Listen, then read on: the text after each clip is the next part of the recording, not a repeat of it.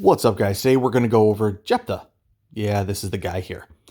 Jephthah was from Gilead, and it's an interesting story in Judges 11 about making rash decisions, about making promises to God that we don't mean. It's about family and how to treat other people. It's also about history. And it starts off like this. Jephthah was born into Gilead, but his mother was a prostitute.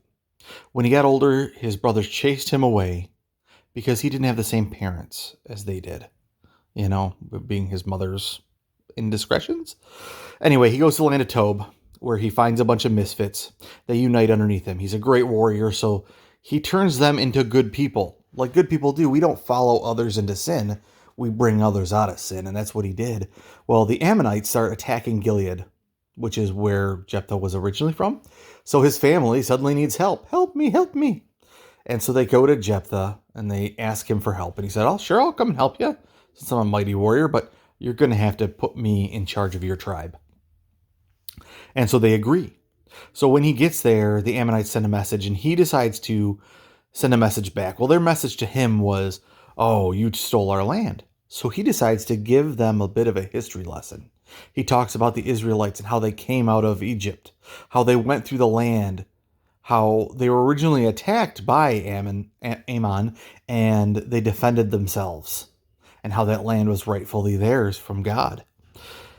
Yet the Ammonites didn't listen to Jephthah, and there was a great battle. Jephthah prays a prayer, and we're going to talk about that in a minute, but he makes a rash decision, a very rash prayer and promise to God that cost him a lot.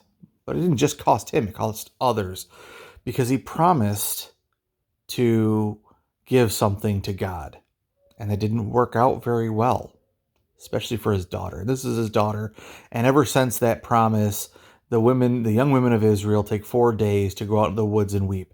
We're going to talk about that. That's why you don't want to do that. But through Jephthah's story, we also hear about understanding other people, not making just rash decisions, and not making not judging people by what their parentage is, but by the content of their character, number one, because they have to go back, his family, and ask for Jephthah's help.